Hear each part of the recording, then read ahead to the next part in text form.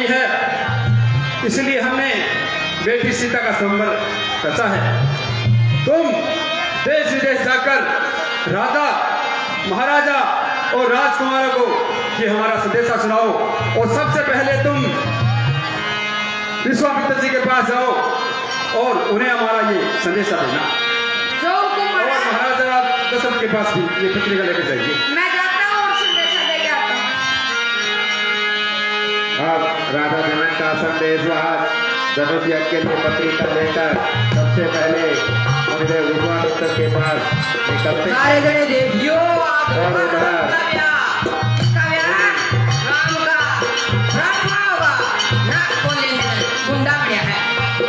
मुनि विश्वामित्र जी राम लखन को साथ लेकर जंगल के रास्ते से आते हुए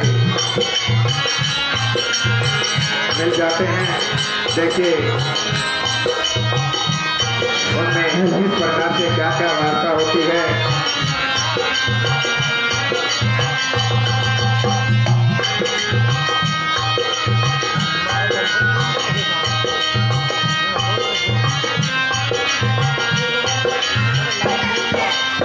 राम लक्ष्मण दोनों भाई मुनि विश्वामित्र की सेवा में लगे हैं। दिन रात दोनों राजकुमार मुनि विश्वामित्र की सेवा करके उन्हें प्रसन्न करते हुए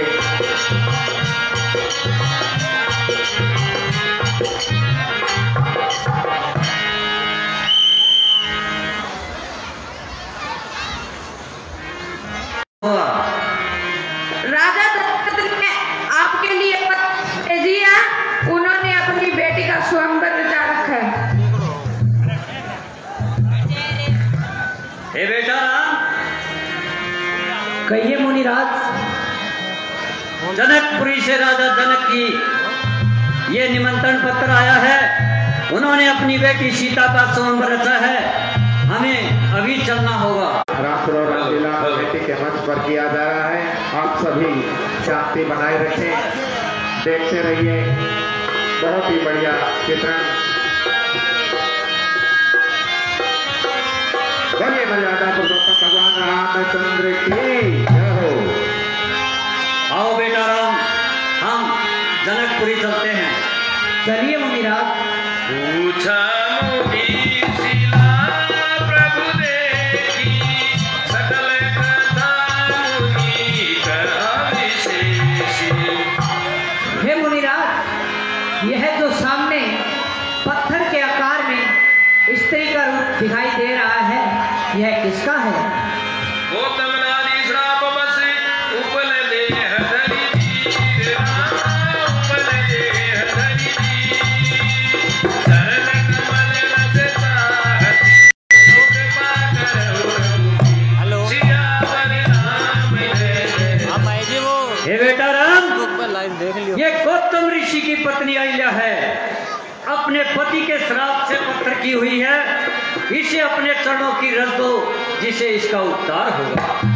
हे मुनिराज, मैं एक क्षत्रिय हूँ और यह एक ब्राह्मणी है। मेरा ये धर्म नहीं पड़ता कि मैं लगाऊं। नहीं बेटा राम, तुम सामर्थ हो, तुम्हारे अंदर कोई दोष नहीं है। इसलिए इसे अपने चरणों की रस दो और इसका कल्याण करो। जो आज्ञा मुनिराज।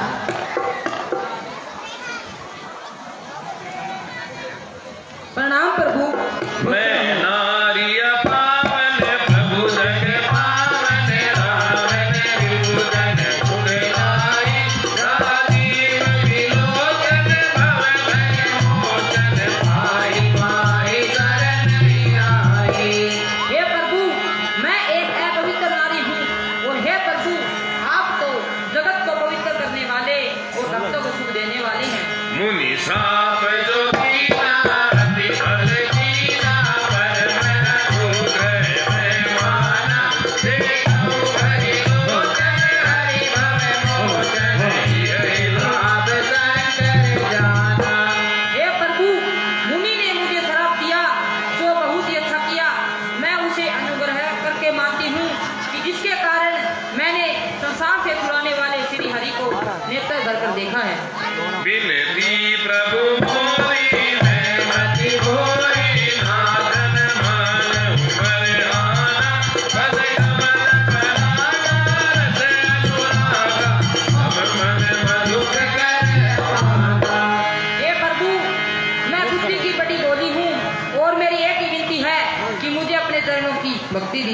तथास्तु।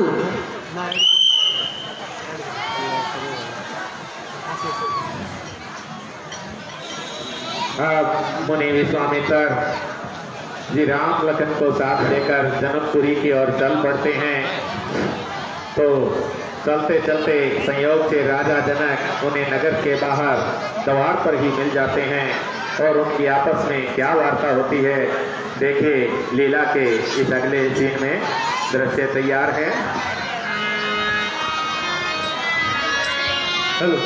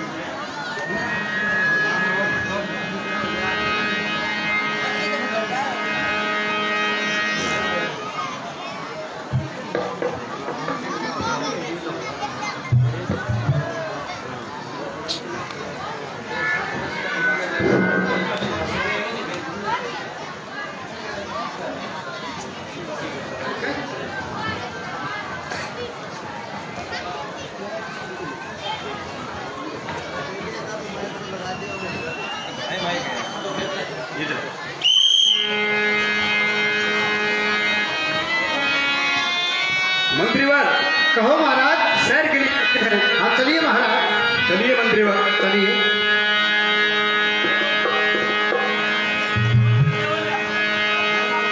प्रणाम प्रणाम मंत्रीवर। कल्याण हो राजन। कहूँ नाथ सुंदर गोपाल के मुनि कुल तिलक के बिपुल पाल के। हे मुनिवर, ये दो सुंदर बालक कौन है? ये किसी मुनिकुल के आभूषण है या किसी राजवंश के तिलक है? ब्रह्म ज्योति कमले पी कही गावा, उमे वेश धरि सोई आवा। वेदों ने जिसे नेति कह के बुलाया है, कहीं यही भीमराम तो नहीं जो अपना रूप धारण करके आए हैं? सहदेवी राग रूपे मनु मोरा, फलित होत धीमी संत तनोरा। हे मुनिवर, देखकर मेरा मन ऐसे वैराग्य की भावना से भर गया है जैसे चाकू देखकर चकोर। गाते प्रभु सति भाई, कहूँ नाथ गनि करहु पुराऊ। हे नाथ, मैं सत्य भाव से कहता हूँ, आप मन में किसी तरह का द्रव भाव न रखिए, मुझे बताइए। कह मुनि बिहसि कहे नृपनिका, वदन तुम्हारा हे राजन, ये राजा के ही राजकुमार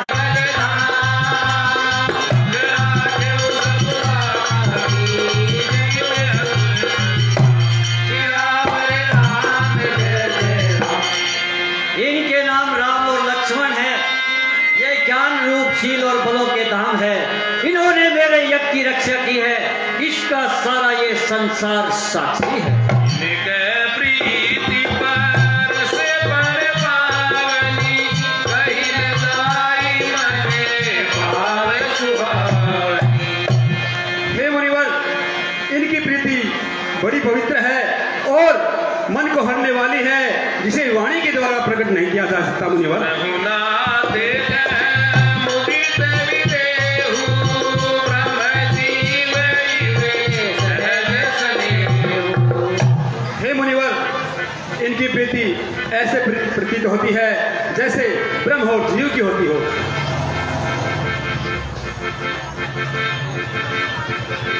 मंत्रीवर, कहो राजन। मुनिवर को विशेष अतिथि गृह में ठहराइए और इनका विशेष रूप से आदर सत्कार किया जाए। ठीक है, आपकी आज्ञा का पालन होगा। जाइए मंत्रीवर। मुनिवर, आप चलिए मेरे साथ विश्राम गृह में चलिए, वहाँ पर आपके लिए सब इंतजाम करती है। ठीक है मंत्री, चलो।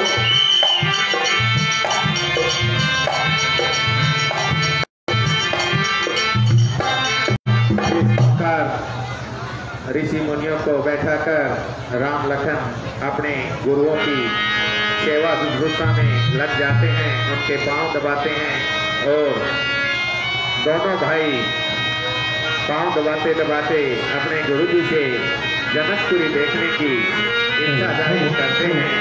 गुरुजी से किस प्रकार से आज्ञा मांगते हैं, देखिए लीला के अगले सीन में।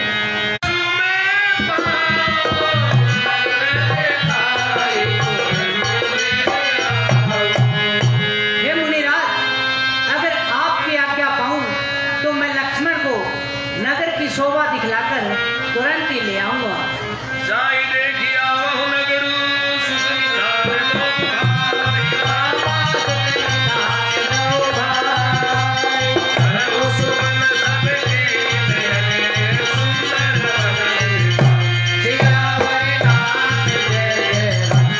हे बेटा राम, तुम लक्ष्मण को ले जाओ, नगर की शोभा दिखाओ, अपना सुंदर बदन दिखाकर नगर के नर और नारियों के नेत्र सफल करो। ठीक है मुनिराज, आप हमें आज्ञा दीजिए। ठीक है, जाओ, जल्दी आना। राम और लखन दोनों भाई जनकपुरी का बाजार देखने के लिए निकल पड़ते हैं। जनकपुरी का बाजार सजा है, चारों ओर सामान बेचने